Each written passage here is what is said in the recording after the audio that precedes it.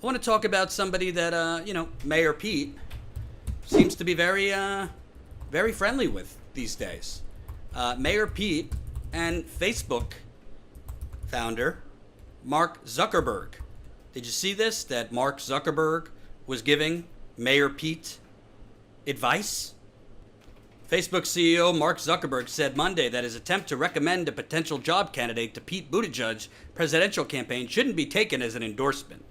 Well, it's a little bit more than that. Reports have been showing that Mark Zuckerberg, Facebook's king, because Facebook is now a kingdom, Mark Zuckerberg, Facebook's king, has basically been giving political campaign advice to Pete Buttigieg.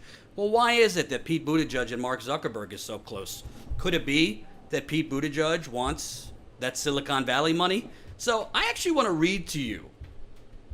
Mark Zuckerberg just wrote an op-ed in the New York Times that to me is truly, truly remarkable. And I want to read it to you. If you don't know the news, Facebook is now creating a separate tab just for news. Just for news.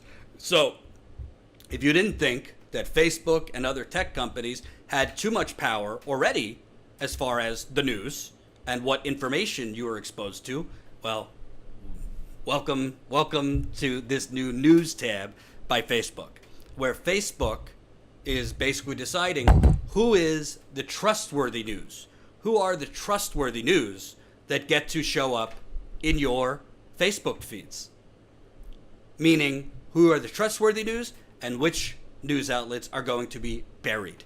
And we stopped even bothering with Facebook so long ago because Facebook, YouTube's bad, don't get me wrong, but Facebook is the worst of the worst as far as suppression.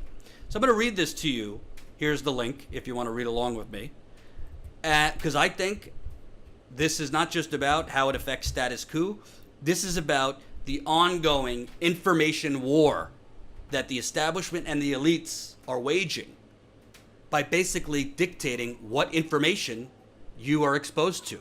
Mark Zuckerberg under heat for the fact that Facebook is now essentially playing God as a centralized body to decide what information you are exposed.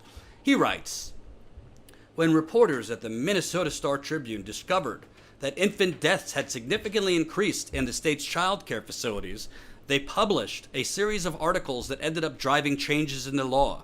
They won a Pulitzer Prize in 2013. And within months, the infant mortality rate had dropped.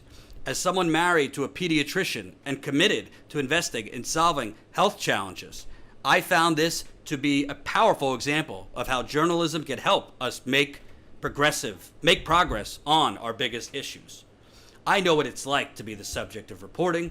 I did my first interview at 19, and while I've gotten a little better, I don't know about that, at talking to journalists, people tell me I'm still not exactly a natural. Yes, because you're also a liar. Over the past 15 years, I've seen how the news has held Facebook accountable when we've made mistakes. This can be uncomfortable, but as I often tell Facebook employees, this kind of scrutiny is important.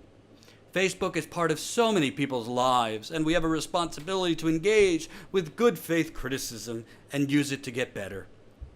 Newspapers have broken important stories that have changed the way we operate, and ultimately that's better, not only for our company, but also for society.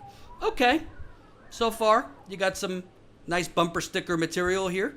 Nothing too terrible about this piece so far. Now we're going to get into the parts that are god-awful. God-awful. But the internet disrupted the business model for much of the news industry. When ads started moving from print newspapers to website, the economics of news changed. Some effects have been positive. Internet services gave news outlets ways to reach new audiences, and research suggests people who get their news on social networks are exposed to a wider range of viewpoints. But breaking the link between publishers and their readers has also made it harder for the news industry to adapt financially to these changes. For the past several years, I've met with journalists, editors, and publishers to better understand the challenges and opportunities faced by the news business. I know there's more we could do to help. We started earlier this year with a $300 million commitment to help publishers, especially in local news, invest in building their readership and subscription models. Local newspapers have been hit hardest by the technological changes but they could have as much impact on daily lives as the major outlets do.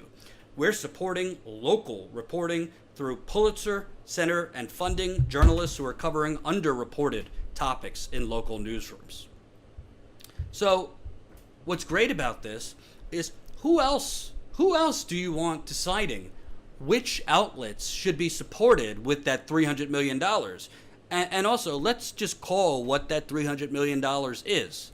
Facebook and Google and all these Silicon Valley outlets are destroying the news industry, are destroying your right to know real information by suppressing certain outlets that are a little too adversarial to power. And that $300 million is literally no different than philanthropy that Warren Buffett gives, or that Jeff Bezos gives, or that these rich D-bags who are pushing gentrification and pushing poor people out of their communities. But they're so sweet and loving because they give to charity. That's what that $300 million is. It's philanthropy. It's not investing in news. It's philanthropy and a way of saying, oh, look, we're not all bad, even though we're destroying we are leading an information war against the American people and the world, because Facebook is a global company, even though we are pushing pretty much anyone that's not CNN, the Washington Post, the New York Times, pushing alternative news outlets essentially into an empty cave. Look, we're not all bad. We're giving $300 million to local news outlets to do intrepid journalism on what we decide is intrepid journalism. What could go wrong?